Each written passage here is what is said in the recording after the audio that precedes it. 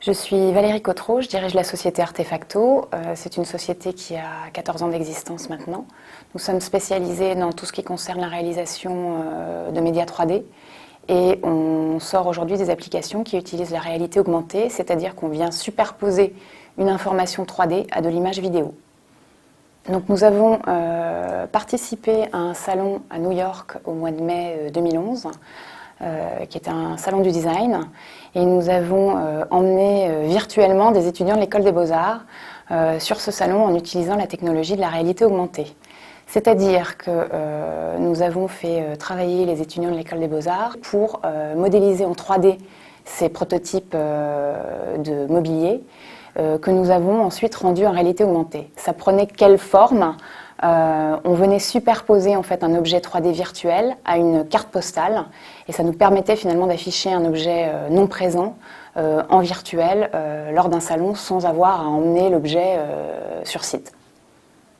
Alors l'innovation du projet repose sur deux choses, à la fois le fait d'utiliser une techno qui n'avait jamais été utilisée pour le monde du design, c'est-à-dire qu'on est venu finalement transformer des objets qui d'habitude sont réels et en dur, on est venu les transformer pour les virtualiser et les afficher sans qu'ils soient présents.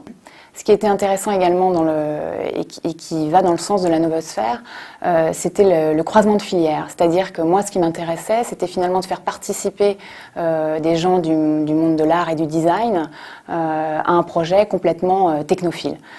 Et puis, deuxième croisement, finalement, le monde de la formation et le monde professionnel. Donc ça donne finalement un espèce de savant mélange. Et je suis assez convaincue que finalement les meilleures innovations sont à la croisée des chemins, donc c'est aussi ça qui m'intéressait dans ce projet. La novosphère nous a soutenus à plusieurs niveaux, déjà dans l'accompagnement opérationnel, sur la réalisation dans la réalisation du concept, et puis un soutien financier bien sûr pour la réalisation du stand, qui nous a demandé l'impression de kakémono, l'impression des cartes postales pour distribuer à New York.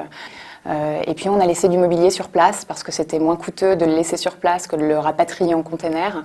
Donc on a fait réaliser des stèles sur lesquelles on a posé virtuellement notre mobilier. Donc pour tout ça, en fait, on a eu un soutien financier et puis une partie aussi a été dédiée aux frais au voyage en fait.